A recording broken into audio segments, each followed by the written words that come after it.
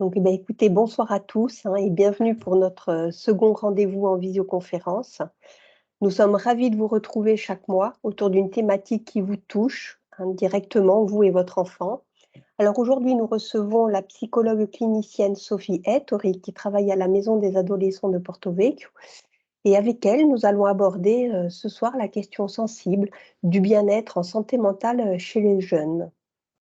L'adolescence, certes une période pas si simple, mais un âge aussi où généralement on est dans la vie, des projets plein la tête et la soif de découvrir le monde. Pourtant, en 2020, vous le savez, la crise Covid en a décidé autrement pour eux. Et oui, alors que l'on pensait qu'ils allaient ressentir ces épisodes de confinement comme des sortes de grandes vacances, on s'aperçoit au contraire que les effets de l'enfermement n'ont pas été si anodins. Depuis, anxiété, stress, troubles dépressifs semblent être le quotidien de beaucoup de jeunes. Alors si pendant longtemps la santé mentale a été un sujet tabou et rattaché à de nombreux clichés et préjugés, elle est heureusement de plus en plus déstigmatisée. Elle en devient même un sujet à la mode, pour preuve, ces grandes vedettes de musique et de sport qui en parlent finalement librement et de manière très décomplexée dans les médias, ou ce festival qui s'est tenu tout récemment à Paris, Pop and Psy, qui est le premier festival pop dédié à la santé mentale. Et puis, plus près de nous, en Corse, se tiennent encore actuellement, du 10 au 23 octobre, les semaines d'information sur la santé mentale, avec des actions qui ont été mises en place sur tout le territoire. Donc, la santé mentale, oui, on en parle. C'est pourquoi ce soir, nous vous proposons d'échanger avec donc notre spécialiste pour voir, entre autres, avec elle, ces signes d'alerte à prendre au sérieux ou les prises en charge dont on peut bénéficier. Alors, juste avant de lui laisser la parole, je vous rappelle un petit peu les modalités de notre webinaire. Nous avons choisi d'éteindre l'ensemble de vos micros pour éviter tout risque d'interférence. En revanche, vous le savez, vous avez la possibilité d'interagir et de poser vos questions via le chat. Vous savez, il suffit de cliquer sur cette petite icône de petite bulle avec les 3 petits points et un espace de discussion va s'afficher. À la fin de l'intervention de Sophie, je tâcherai de lui faire remonter l'ensemble de vos questions et elle prendra tout le temps nécessaire pour vous répondre. Alors n'hésitez pas. Je vous remercie pour votre présence et n'oubliez pas que ce webinaire est enregistré et que vous pourrez le retrouver sur l'ensemble de nos réseaux, y compris notre chaîne YouTube. Je vous dis à tout à l'heure et je laisse la parole à notre experte de ce soir. Bonsoir Sophie. Bonsoir, bonsoir Marie-Laure, bonsoir à toutes et à tous. Alors, je vais ouvrir le partage pour qu'on puisse avoir le visuel. Hop. Voilà. Alors, dites-moi si vous voyez à l'écran. Oui. Hop. Oui, ça fonctionne. Impeccable. Voilà. Donc, le titre de ce webinaire ce soir, les jeunes et la crise Covid, des effets pas si anodins. Vous le disiez tout à l'heure, Marie-Laure, on s'était dit, bon, ces phases de confinement, pas court, on reste à la maison tranquille, ça pouvait ressembler à des grandes vacances et sur le début, peut-être que certaines personnes n'ont pas vu la chose arriver, mais en effet, force est de constater avec ce recul de 2 ans et demi que non, les choses n'ont pas été si roses, elles ont même été parfois assez dramatiques. Bon, on va aller dans le vif du sujet tout de suite. Alors, pourquoi et comment la pandémie de Covid-19 a affecté la santé mentale de nos jeunes. Avant de voir pourquoi et comment, déjà, on va peut-être simplement définir ce que c'est que la santé mentale. Alors, c'est un terme qui est relativement récent et qui vient compléter une autre notion qui est celle plus connue de santé somatique, de santé physique. Quand on veut justement pas faire la distinction entre les deux, on peut parler de santé globale. C'est d'ailleurs le cœur de nos missions en maison des ados que de s'occuper de la santé globale de nos jeunes. Alors, plus concrètement, la santé mentale, c'est quoi? Ce sont l'ensemble des pensées, des émotions, des cognitions, des comportements qui en découlent et qui vont définir ce qu'est notre santé mentale. C'est aussi la capacité qu'on a à surmonter ou non les tracas du quotidien, à affronter les événements plus ou moins graves de la vie, sans trop perdre notre équilibre. On peut perdre notre équilibre de manière transitoire. Un indicateur de bonne santé mentale, c'est quand on arrive à se récupérer, en fait. Récupérer un fonctionnement psychique harmonieux, pas trop, voilà, assez vite. Et l'OMS va même plus loin. Je vais vous mettre quand même la définition de l'OMS en fond. Ça, c'est la définition officielle. Mais elle va plus loin, pourquoi? Parce qu'elle inscrit la santé mentale comme un droit fondamental. Donc c'est quand même... ça nous donne un ton sur l'importance, en fait, de cette notion. Alors, je vous propose un petit plan pour qu'on puisse se repérer sur cette présentation. Alors, on va faire un petit retour sur la chronologie. Qu'est-ce qui s'est passé en 2020? Peut-être que vous avez des souvenirs très clairs, peut-être que c'est très flou. Quels ont été l'agencement des événements? Quelles ont été les conséquences concrètes de la crise sanitaire sur la santé mentale des jeunes? Alors, on sait, on ne va pas spoiler la chose, mais on sait très bien qu'il y en a. Et que ce sont des conséquences plutôt notables. Peut-on considérer le Covid comme un événement traumatique commun? Donc ça, vous verrez que la partie 3 va découler de la partie 2. Ensuite, on explorera quels sont les facteurs de vulnérabilité et les facteurs de protection. En gros, qu'est-ce qui va faire que certaines personnes sont plus touchées que d'autres? Et puis, on fera la conclusion de cette présentation avec un petit point sur la situation actuelle, sur tout ce qu'on sait. Et puis, on ouvrira les questions et le débat avec Marie-Laure pour qu'on puisse échanger autour de cette question. Alors, retour sur la chronologie. Alors, en effet, les premiers jours du confinement, sûrement que vous avez sûrement tous notion d'où vous étiez et de ce que vous faisiez quand la chose nous est tombée sur la tête et qu'on nous a annoncé qu'on allait qu'on allait rester chez nous pendant plusieurs semaines. Donc c'est quand même quelque chose de très net. Pourtant, au niveau du médico-social, au niveau de nous, ce qu'on a pu percevoir en santé mentale plus spécifiquement, ça a été le calme plat. Je me souviens qu'on a fermé la maison des ados, qu'on a mis en place des permanences téléphoniques, et puis ça a été relativement tranquille quand même. On suivait bien évidemment nos patients, et on n'a eu quasiment aucune nouvelle sollicitation. Très vite, en revanche, les choses ont repris normalement, voire plus au déconfinement. Donc, pour mémoire, c'était l'été 2020. L'activité a repris de plus belle. Alors, les grandes vacances, qu'en a-t-il été? Quand même, on savait à l'époque, il y a des spécialistes qui avaient un recul là-dessus, qui ont timidement, mais sûrement quand même, essayé de faire entendre leur voix dès les premières semaines du confinement, en expliquant que les confinements, les dispositifs de quarantaine avaient des effets importants sur la santé mentale des gens. Ce recul, on l'a. Alors voilà, je vous présente 2 études qui sont intéressantes parce que celle-ci date de 2004, c'est l'épidémie de SRAS, qui par ailleurs est un coronavirus, qui avait touché le Canada, donc à l'époque de 2002 à 2004, où on avait déjà notion, alors c'est en population générale, pour le coup, on n'est pas chez les jeunes, mais on s'aperçoit que déjà, voilà, une quarantaine toute simple, donc seulement 40 jours, 31 personnes, des gens à l'isolement développent des troubles dépressifs, 28%, presque 29%, des syndromes de stress post-traumatique. Donc ça, c'est une donnée importante, on l'explorera un peu plus après. Idem, alors là, on va être sur une étude de 2013 pour l'épidémie de H1N1. Et cette étude est intéressante parce qu'elle porte sur les enfants et les adolescents.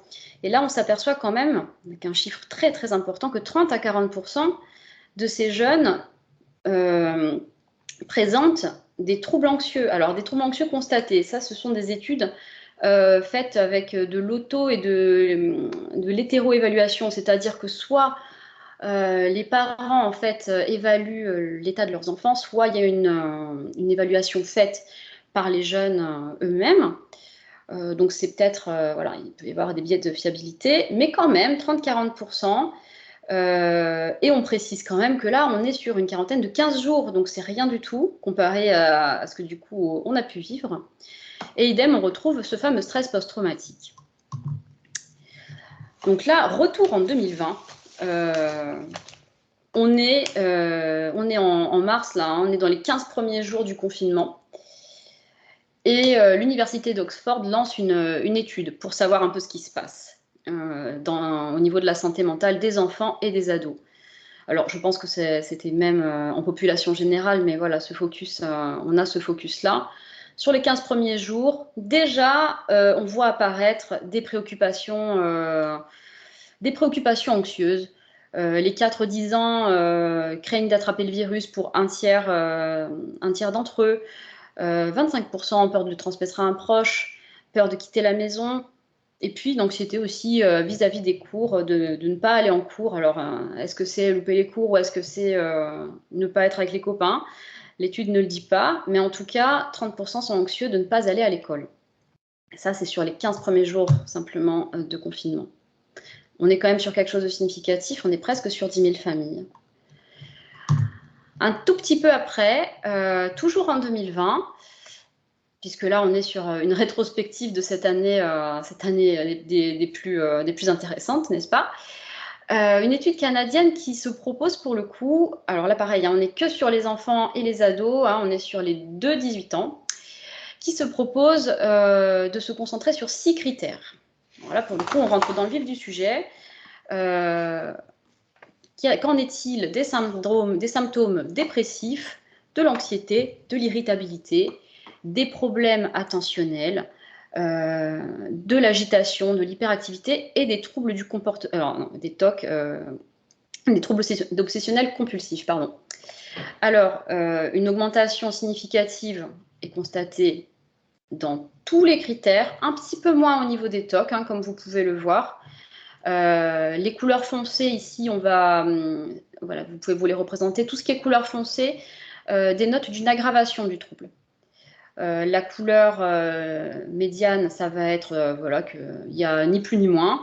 Et puis, better, du coup, c'est aller mieux dans les couleurs les plus claires. Donc, c'est rarement aller mieux, comme vous pouvez le voir.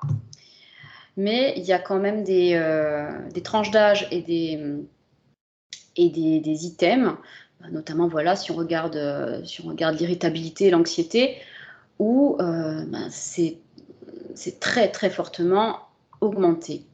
Bon.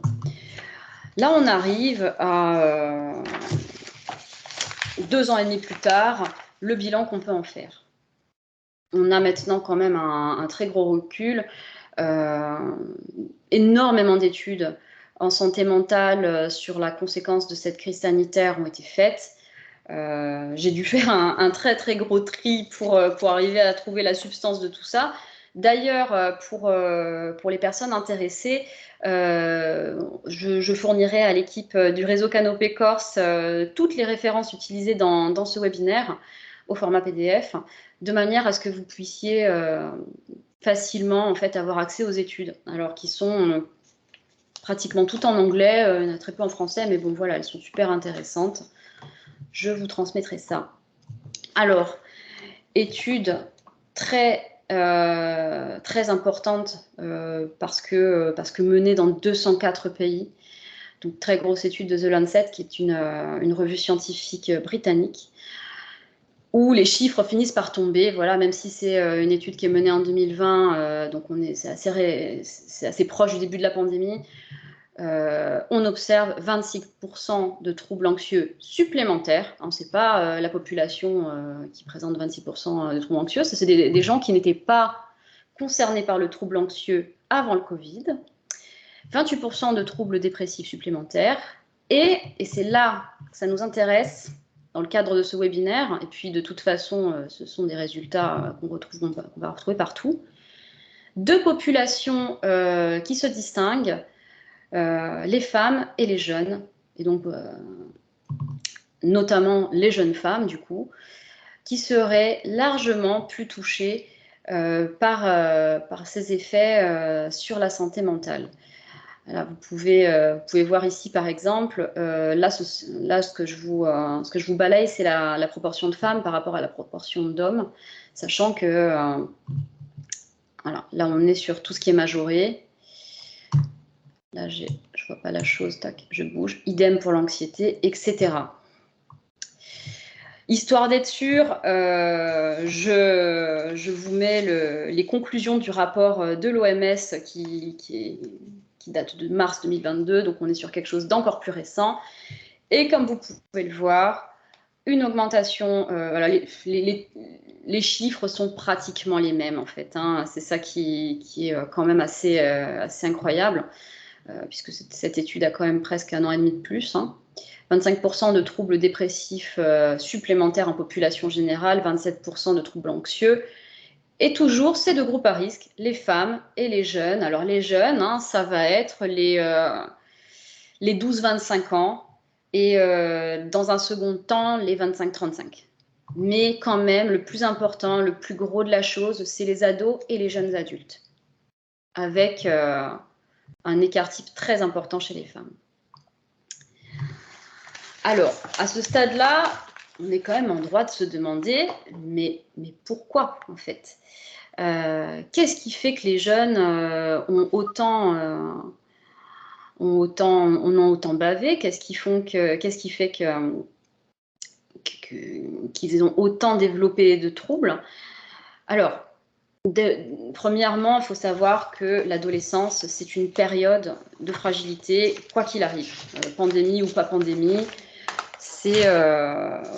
On considère que 10 à 15% des adolescents présentent un état de mal-être significatif. Voilà, ça c'était les chiffres qui étaient stables et connus avant la crise. Mais pourquoi cette tendance a-t-elle augmenté? Alors, l'adolescence, c'est un être en construction, voire en reconstruction.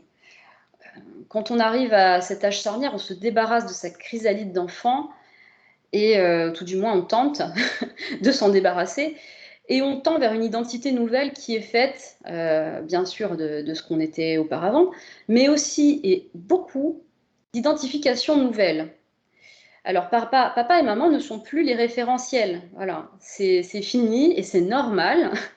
C'est normal de se tourner vers ses pairs, de trouver de l'identification ailleurs, de se distancier, de se différencier de ce qui a fait notre identité d'enfant, en fait. Alors, ce besoin impérieux de connexion au père, ce besoin, alors père P-A-I-R-S, hein, ce besoin d'autonomisation, de recherche d'identité à travers les expériences de vie, hein, du quotidien, aller au collège, aller au lycée, faire des trucs que jamais on dira à papa-maman, voilà. Et tout ça, ça a été stoppé. Ça a été stoppé sur une période qui peut vous paraître relativement courte, allez, 2, 3, 4 mois, et puis après, de temps en temps, une semaine par-ci, 15 jours par-là. Sans compter les couvre-feux, je ne trouvais plus le mot. Oui, sauf que cette période-là, dans la temporalité d'un adolescent, c'est extrêmement long. On ne se rend pas compte à quel point, en fait, leur vie a été mise, pour certains, entre parenthèses, et à quel point ça a donné lieu à des réorganisations radicales de la vie sociale. Ça a créé des ruptures de liens. Or, le lien, c'est un élément fondamental quand on se construit à l'adolescence. Et pendant les confinements, l'élan de vie, finalement, hein, ce qui fait que tu es ado, tu as envie de profiter, de voir tes amis, etc. Cet élan de vie devait passer par la désobéissance. Ne pas respecter la loi pour sortir voir ses copains, possiblement compromettre sa santé déjà, mais surtout, il y avait cette culpabilité-là terrible de compromettre possiblement la santé de sa famille, alors de ses parents, mais peut-être de ses grands-parents, des gens fragiles autour d'eux. Donc voilà, vous voyez qu'il se dessine assez vite une équation entre élan de vie égale angoisse égale mort. Enfin, il y a quand même plus léger à vivre à 15 ans, en effet, que cette contradiction constante, même si elle n'était pas nettement représentée comme ça dans l'esprit des jeunes, il y a quand même quelque chose qui s'est dessiné de ne sors pas, tu vas... Alors déjà, tu vas te prendre une amende, mais tu peux transmettre ce virus. Et puis, il y a quand même eu des périodes, voilà, il faut se rappeler aussi du tout début de la pandémie, où les soins, c'était pas évident. Nous, en Corse, on a connu au tout début de la pandémie des personnes évacuées sur le continent, les lits de réa débordés. Voilà, c'était quand même un contexte extrêmement aigu. Et puis, bon, les ados, alors, bon, ils entendent ce qu'ils ont envie d'entendre, mais ils entendent quand même. Les chaînes de télé qui ont rabâché en H24 pendant des mois les informations anxiogènes, ils les ont intégrées d'une manière ou d'une autre. Alors ensuite, donc là, c'était pourquoi les ados? Ils ont été complètement stoppés dans leur élan de vie, hein, tout simplement. L'inverse de ce que doit faire un adolescent pour s'épanouir, c'est de rester chez soi avec papa, maman, quoi. Et ensuite, pourquoi les filles? Pourquoi les filles sont si représentées dans toutes les études? C'est pas qu'en France, hein, c'est à travers le monde. Alors, on a une première hypothèse, euh, celle du biais méthodologique.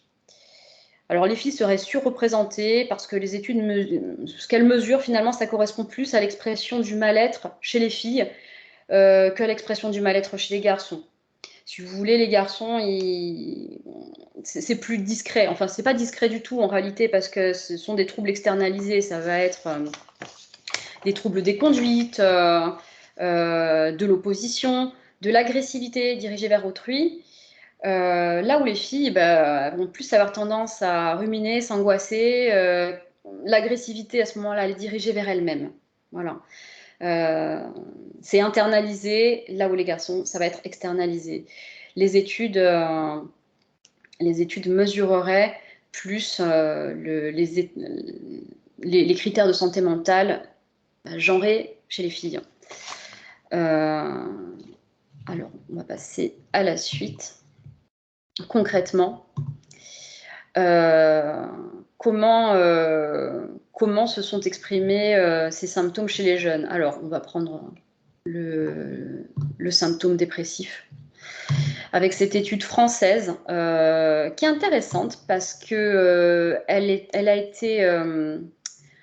il y a une photographie de mai 2020, hein, donc on est quand même la première année de pandémie, mais il y avait une antériorité. Et de ce fait-là, on a pu se rendre compte vraiment de la différence entre 2019 et puis il y avait même une donnée en 2014. Donc là, ce sont des chiffres quand même qui sont assez glaçants. Puisqu'on est chez les 15-18. Hein, là, j'ai oublié de vous le dire, prévalence des symptômes dépressifs chez les 15-18. Voilà, vous vous rappelez peut-être, il y a quelques minutes, je vous exposais qu'un adolescent, c'est censé aller mal, avoir des problèmes d'ordre psychique dans 10 à 15% des cas. Là, force est de constater qu'on en est loin. En mai 2020, 30% environ des garçons et 61% des filles présentent des symptômes dépressifs. Voilà. C'est extrêmement majoré. Alors, symptômes dépressifs.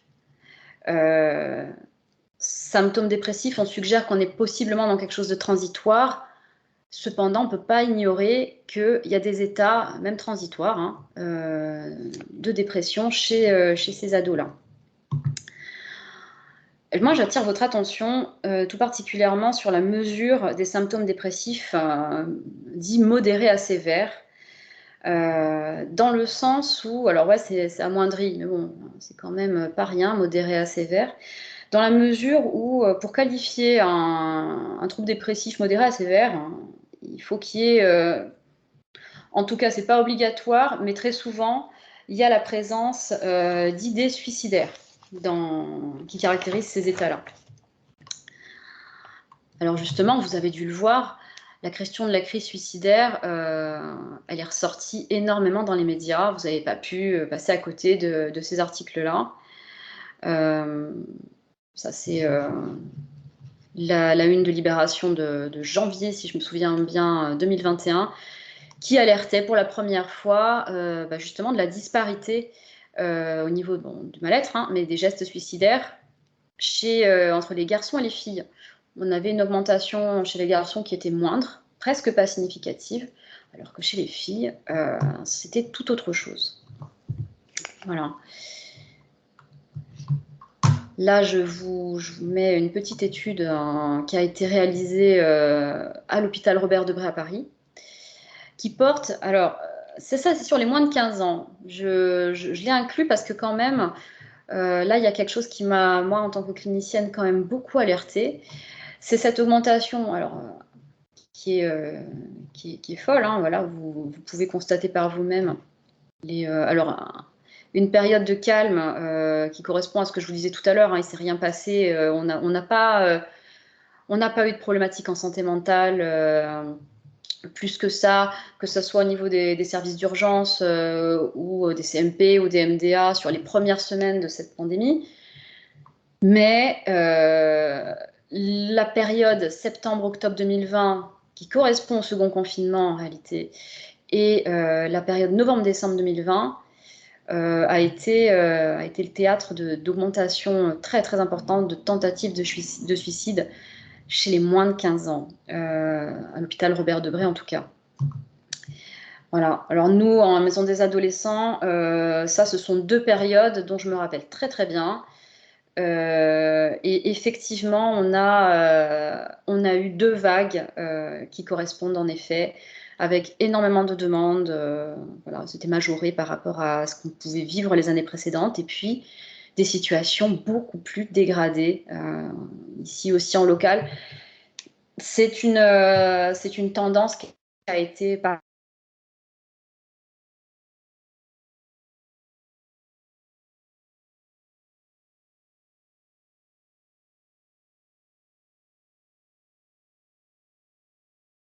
Excusez-nous, il y a eu une petite interruption de son.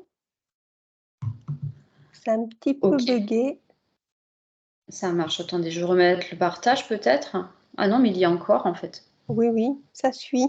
Mais il y a eu une petite interruption de son avec une image figée, mais là, c'est reparti. Impec. Je vous laisse continuer. Merci, Sophie. Ça marche. Donc oui, ce que je vous disais, c'est qu'on a tous vécu la même chose en fait, hein, à travers la France, puis même à travers le monde, je pense, une très très forte majoration des demandes et des demandes dégradées dès le second confinement en fait. Voilà. Quand il a fallu retourner en confinement et qu'il y a eu tout un tas de... Maintenant, on a presque oublié, hein, mais tout un tas de restrictions, les heures, les papiers, etc. Là, pour le coup, ça s'est ressenti au niveau des consultations santé mentale. Alors, ces données de Robert Debré sont transposables. C'est-à-dire que ce n'est pas les chiffres qui sont transposables. On va pas, voilà, ce sont leurs chiffres. Ils sont très, très impressionnants et j'espère que ça n'a pas été partout pareil quand même. Mais c'est le mouvement d'augmentation constaté qui est transposable. Hop. Alors, plus récemment, voilà, c'était en mai 2022, une étude IFOP pour la Fondation Jean Jaurès. Là, on n'est pas avec les pré-ados et les petits ados, on est avec les jeunes adultes. Donc, j'ai voulu quand même avoir un peu deux populations différentes. Et là, on apprend que 62% déclarent avoir eu des pensées suicidaires depuis septembre 2021. Alors, il y a une différence avec la population générale, donc là, 34%. C'est pas rien, déjà 34%. Je pense qu'en population générale, c'est pas joyeux non plus, mais plus de la moitié, faut voir ça quand même, plus de la moitié des 18-24 ans, hommes et femmes confondus, déclarent avoir eu des pensées suicidaires. Donc ça, c'est la population d'étudiants, en fait. là, ouais, l'étude IFOP nous précise que quand même, une idée suicidaire, alors c'est très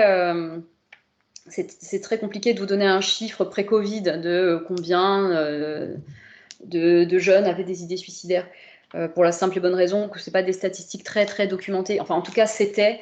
Là, on commence à prendre à bras le corps ces questions-là, au niveau des pouvoirs publics, au niveau des ARS, au niveau de. Voilà, même nous, en local, c'est des choses auxquelles on est très, très attentifs.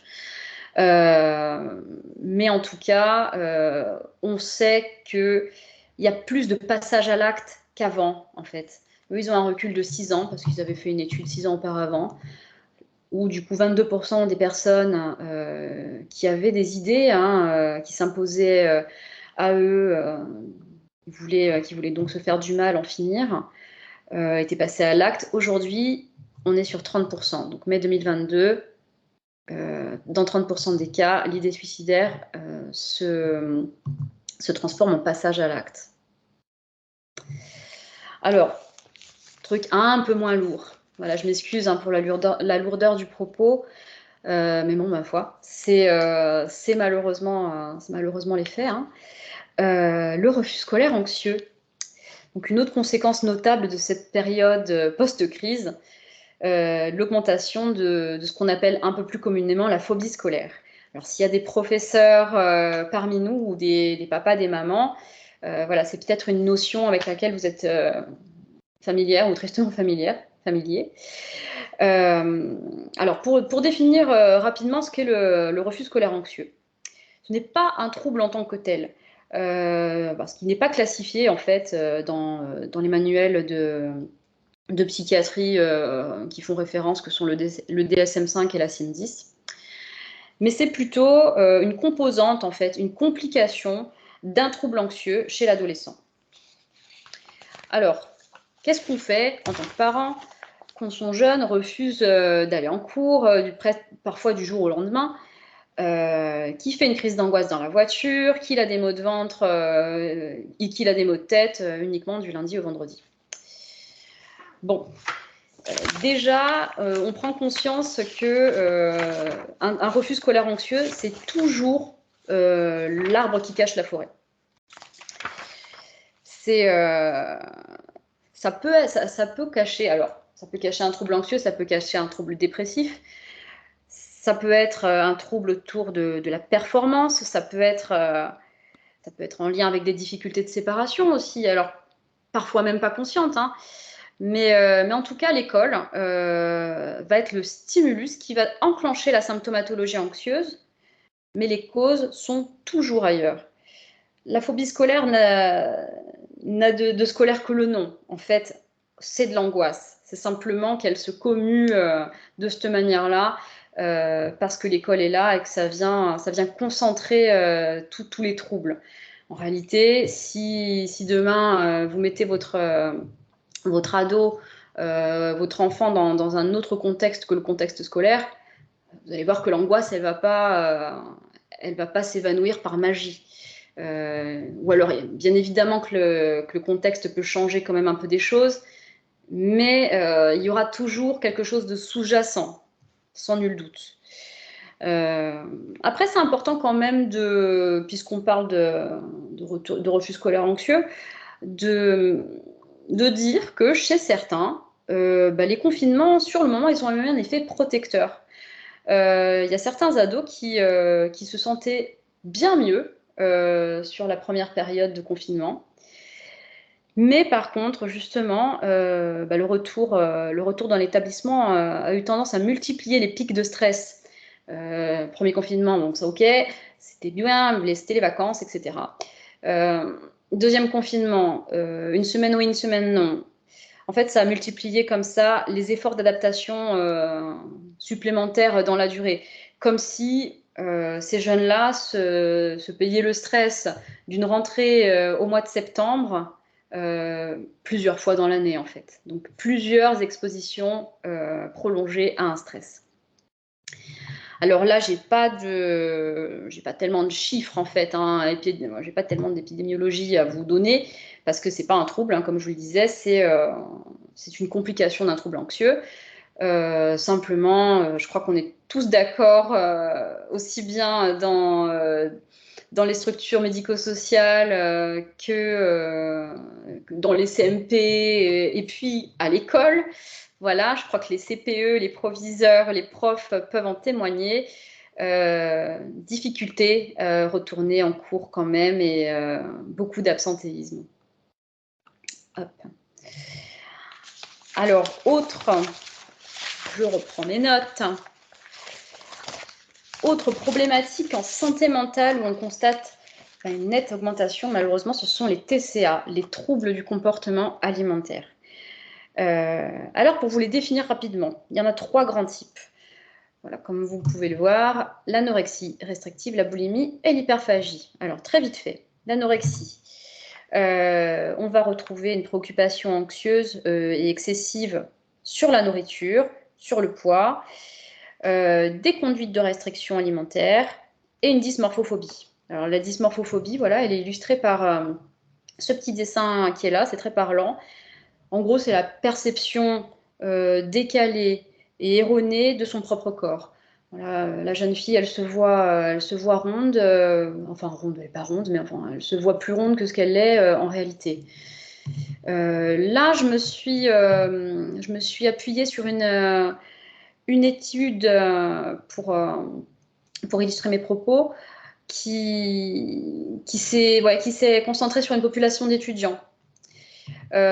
Pourquoi? Parce que ce sont les troubles du comportement alimentaire, alors surtout la boulimie et l'hyperphagie, qui vont se déclencher chez les grands ados, parfois chez les très jeunes adultes. L'anorexie restrictive concerne quand même les plus jeunes, donc les 14-17. Et du coup, je me suis un peu emballée. J'ai oublié de vous définir la boulimie et l'hyperphagie. Donc là où l'anorexie, il y a de la restriction et uniquement de la restriction.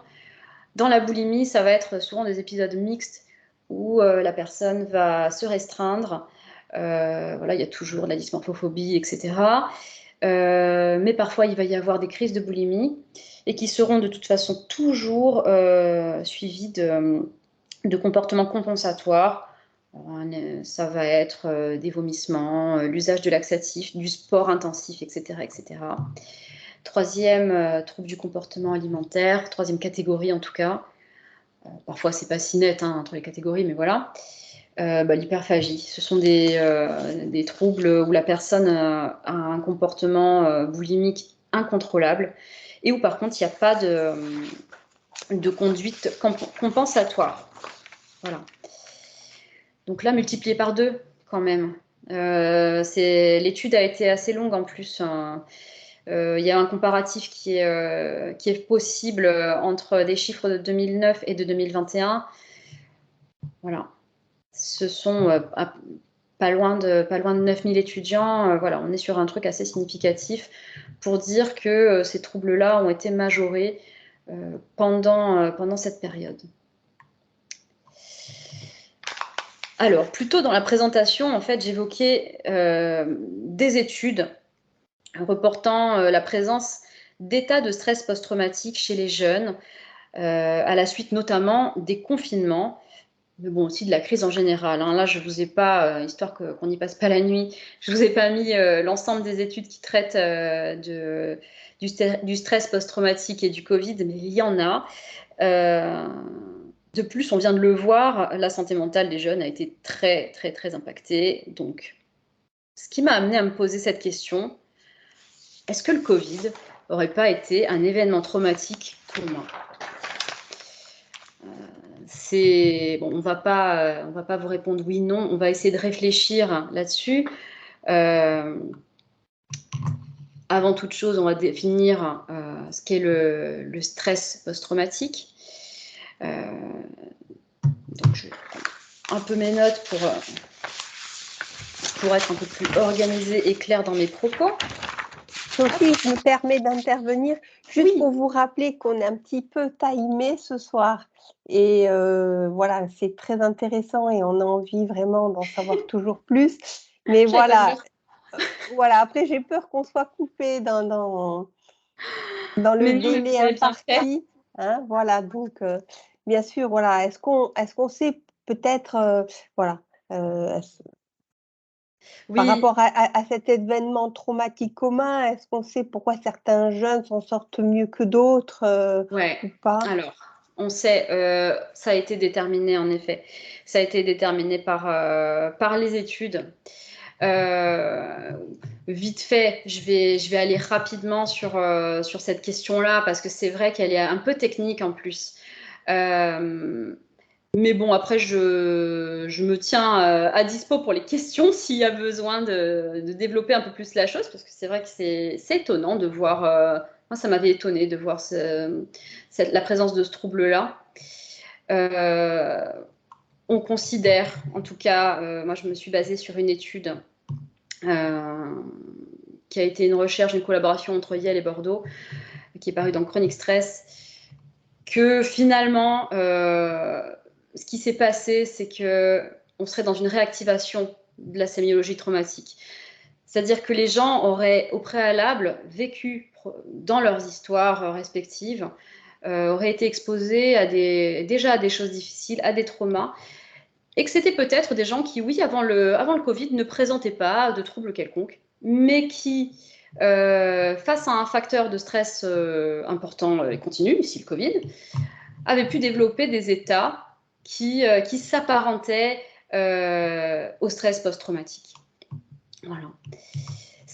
Non, mais là, c'est clair que c'est une question qui est un peu technique. L'auteur, quand même, avance, ça c'est important, que ça pourrait expliquer l'écart de résultats constatés entre les hommes et les femmes étant malheureusement plus souvent victimes de violences, du coup de traumatismes, avec une exposition plus importante au stress en continu. Et maintenant, oui, effectivement, ça c'est une partie très très intéressante et très importante. Bah, qu'est-ce qui fait qu'on est plus ou moins que certains jeunes s'en sortent mieux que d'autres, tout simplement. Alors, les études nous ont permis de lister ce qu'on appelle des facteurs de vulnérabilité. Et puis, vous allez voir qu'ensuite, on a aussi des facteurs de protection, heureusement. Donc ça va être une situation socio-économique compliquée. Le genre, on l'a vu, hein, il est plus compliqué d'être une fille en temps de pandémie, vraisemblablement. Les jeunes en situation de handicap, les jeunes ayant des troubles neurodéveloppementaux. Donc les troubles neurodéveloppementaux, ça va être le TDAH, les troubles 10, etc. Les troubles psychiques préexistants chez les jeunes, ça, forcément, ça n'a pas aidé. Des difficultés d'ordre psychologique chez les parents, les cas de Covid au sein du foyer, les familles monoparentales, avoir soi-même contracté le Covid, ça j'en parle juste après. Pour les jeunes adultes, les grands ados, travailler en milieu médical, ça a été également un facteur de vulnérabilité. Et bien sûr, je venais de vous en parler, la préexistence d'un psychotrauma.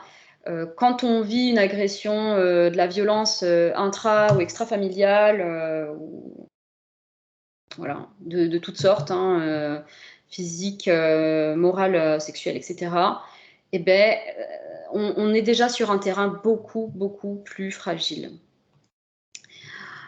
Là, pour préciser ce que je disais par rapport au fait d'attraper le Covid, etc., et que ça fragilisait plus, The Lancet nous sort une étude fin 2020 où il met en évidence une prévalence quand même plus importante de troubles dépressifs constatés chez les gens qui avaient contracté le Covid-19, donc une chance, entre guillemets, sur 5. De développer un trouble dépressif 14 à 90 jours à la suite d'une infection. Et puis, les adolescents, les jeunes touchés par un trouble mental. Alors là, dans l'étude, je crois que c'est des troubles mentaux qui sont quand même assez chroniques. Vous voyez les chiffres par vous-même. 2 fois plus de chances de faire des formes graves, des risques de mortalité doublés également. Mais heureusement, on a les facteurs protecteurs. Alors, de deux sortes, hein, ça va être déjà l'environnement social sécurisant, le fait qu'il qui est de bonnes relations intrafamiliales, une bonne entente avec les parents, avec les grands-parents, une communication saine, bonne, facile, des stratégies de coping. Alors le coping, c'est qu'est-ce que c'est? Tout simplement, c'est la manière de s'adapter, c'est les mécanismes de défense vertueux, si vous voulez. Et puis les facteurs génétiques, parce que faut pas l'oublier. Développer un trouble ou non, ou d'ailleurs un trouble, c'est toujours multifactoriel. Et la génétique fait beaucoup. On ne saurait pas quantifier avec exactitude combien, voilà, c'est difficilement chiffrable, mais en tout cas, la génétique et l'épigénétique, ça fait énormément. Pendant les confinements, il y a eu des choses qui ont aidé tout de même. Les études ont permis, bon là c'est un peu on enfonce des portes, hein, mais les études ont permis quand même de se rendre compte qu'une sécurité financière dans la famille, on était moins exposé à avoir un trouble, qu'un environnement direct confortable, la possibilité de s'isoler, d'avoir un extérieur, d'avoir son propre espace, son petit bureau, sa chambre, etc. Ça, c'était quelque chose qui, en général, était plutôt facilitateur. Ça permettait une meilleure adaptation. Une connexion Internet voilà, ça c'est... Alors, une connexion Internet, oui, mais un temps d'écran limité. Là, pareil, hein, je ne les ai pas mises, mais il y a des études qui ont montré que si on passait au-delà d'un certain temps, en fait, passer sur les écrans, ça devenait délétère pendant le confinement. Alors, c'est vrai aussi hors confinement, hein, mais là, c'était particulièrement marqué. Quand il y avait un contrôle effectué par les parents sur leurs enfants, leurs ados, ça se passait mieux que quand ils passaient la journée sur les écrans, de manière assez évidente. Voilà.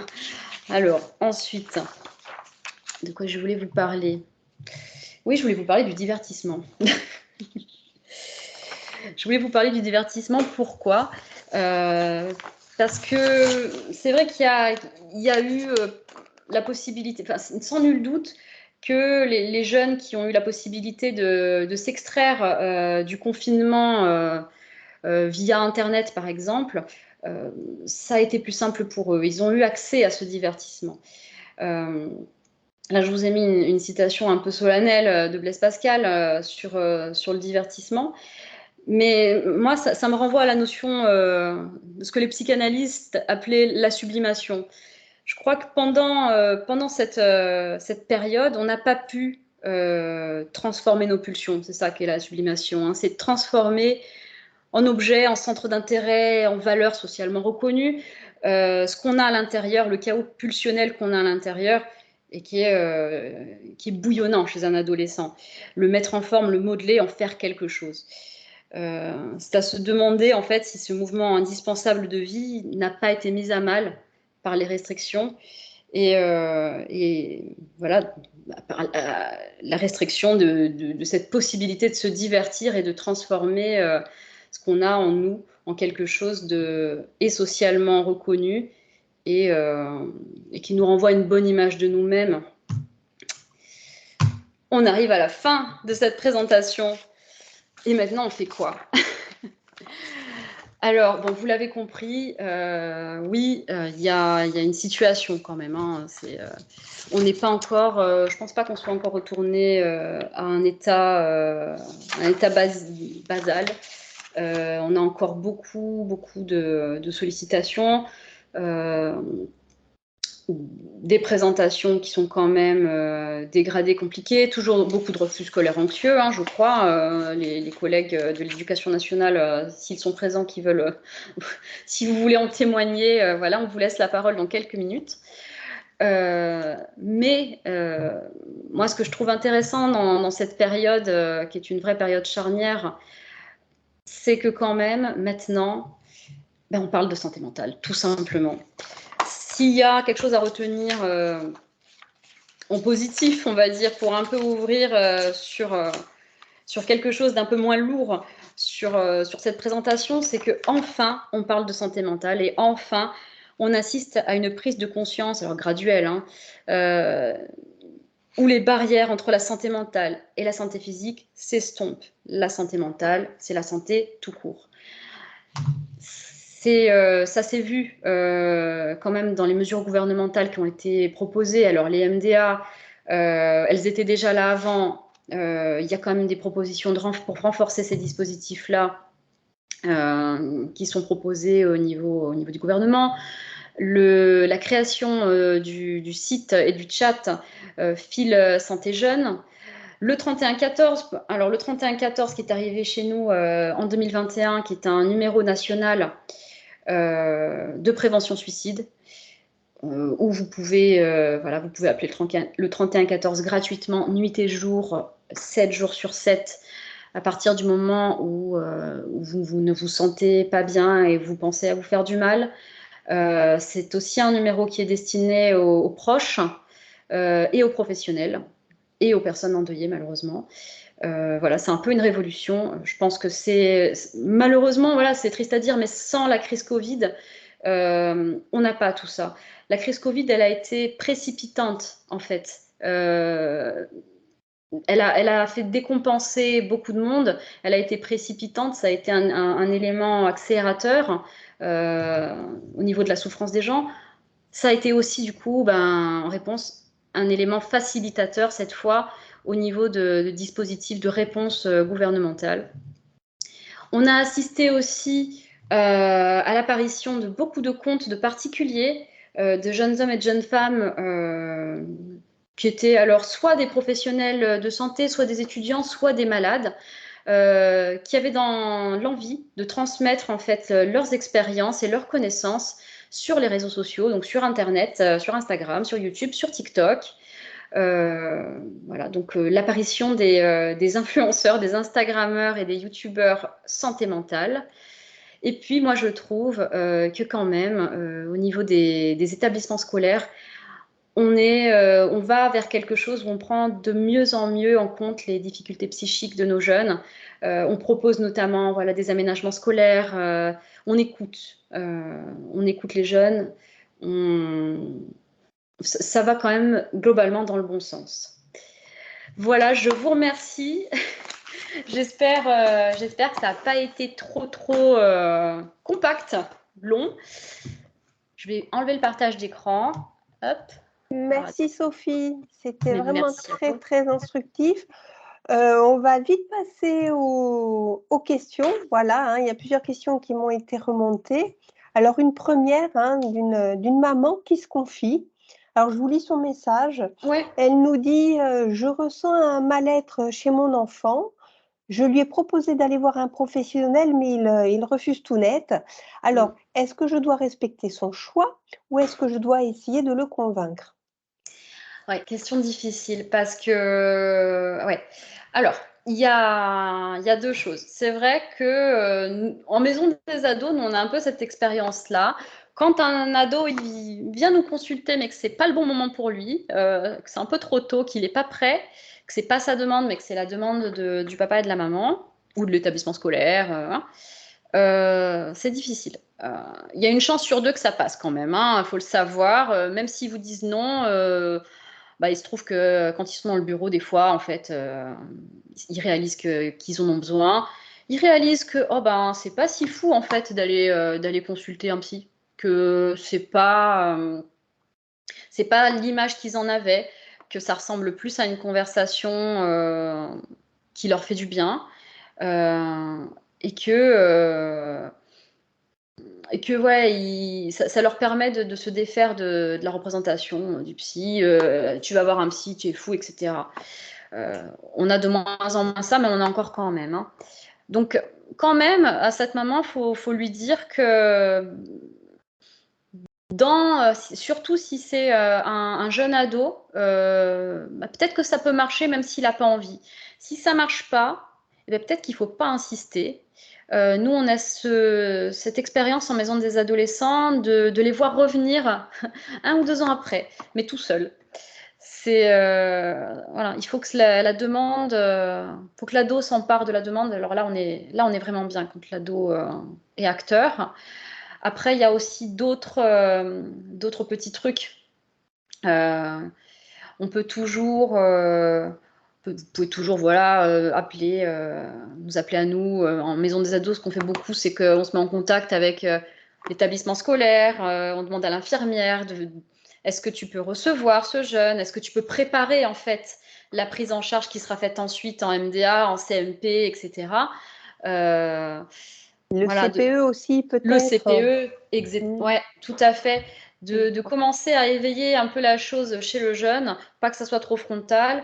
Et puis après, dernière chose importante à préciser, c'est qu'en maison des adolescents, on peut aussi passer la porte sans rendez-vous et venir avec des copains-copines, sans les parents. Et que du coup, c'est peut-être un peu moins lourd. Il n'y a pas cette représentation de on s'assoit avec un bureau et tout. Enfin non, on peut tout à fait s'asseoir sur un canapé, Et venir à plusieurs alors. venir à plusieurs. Oui, m'est D'accord, arrivé bah de... ça c'est peut-être bon à faire savoir, c'est vrai Ah auprès oui, des oui. jeunes. Alors, on a une autre question, bon, toujours d'une maman, hein, qui hésite en fait, et je comprends bien sa question, qui hésite dans son attitude à tenir face à son fils Ouais, qui refuse d'aller au collège, hein. Vous en parliez tout à l'heure, alors elle est partagée entre ouais. l'encourager et le motiver à y aller, ou Mm. bien l'inscrire à des cours à distance, hein. Voilà, alors qu'est-ce que vous Ah pouvez lui d'accord, ouais. répondre? Déjà, on en est déjà dans quelque chose de se dire, bon, on va faire du CNED, quoi. Alors, ça doit rester, il me semble, hein. Parfois, on ne peut pas éviter ce passage vers un cours en distanciel complet, hein, vers le CNED. Mais ça reste, il faut quand même se dire que ça reste une minorité et que ça doit rester un dernier recours. Je vous le disais tout à l'heure, la socialisation, c'est très important pour les ados. En fait, chaque cas est particulier. Comme je disais tout à l'heure sur le refus scolaire anxieux, euh, l'école, elle vient mobiliser l'angoisse, mais en fait, il faut aller gratter, voir d'où elle part, cette angoisse, ce qu'elle veut dire. Euh, donc bon, le forcer à aller en cours, d'abord consulter, en fait, voilà. D'abord un peu faire le tri de ce qui se passe pour ce jeune. Euh, Alors peut-être qu'il sait pas pourquoi ça va pas et qu'il stresse à l'idée d'aller en cours. Peut-être qu'il sait très bien et à ce moment-là, ben, on va travailler sur ça, hein. S'il se fait harceler, par exemple, on va travailler sur le harcèlement. S'il se fait pas du tout harceler, mais que en fait la problématique est plus interne, etc.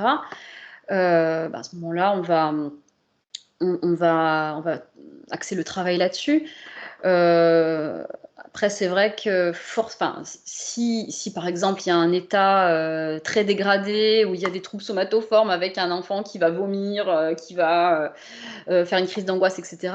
Ouais, non, là on arrête tout quelque temps, on va vite prendre rendez-vous en MDA, en CMP, et, euh, et puis après on réenvisage la chose. Après, comme je le disais il y a quelques secondes, je crois qu'il y a de plus en plus possibilité de travailler avec les établissements scolaires sur les aménagements de cours, en fait, hein. Euh, Moi, j'ai vu des situations où vraiment ces aménagements-là, vous sauvez une scolarité, sauvez l'année, parce que les enfants sont... bon, déjà, ils ont l'impression c'est pas qu'une impression, qu'on les prend en compte, qu'on a pris en compte leurs troubles. En plus de ça, ça a allégé leur anxiété, leur tension. Et puis ça a aussi allégé la fatigue, parce que quand on est anxieux, on est 2 fois plus fatigué que la norme. Donc voilà, ça peut... là, il faut aller voir avec le chef d'établissement, le CPE, ce qu'il y a lieu de faire aussi. D'accord, donc voilà une prise en charge globale et Global, consultation avec l'équipe éducative, hein. c'est ça. Alors voilà, je rappelle juste aux auditeurs, hein, de se dépêcher de poser des questions parce que là, on va bientôt terminer, le webinaire. Alors il y a une étudiante, qui pose N'hésitez la pas. question. Voilà, il y a une étudiante qui pose une question. Elle aimerait savoir si, en fait, il existe d'autres causes que le confinement pour expliquer, cette explosion des troubles, en fait, chez les jeunes depuis 10 ans, hein, d'après les chiffres que vous nous avez présentés. Oui, c'est ça. En fait, bon, c'est un accélérateur. Pour moi, c'est pas une cause, c'est un accélérateur. Le confinement, le Covid, l'anxiété sur le long terme, etc. Voilà. C'est une tendance, en effet. La tendance est là depuis 10 ans.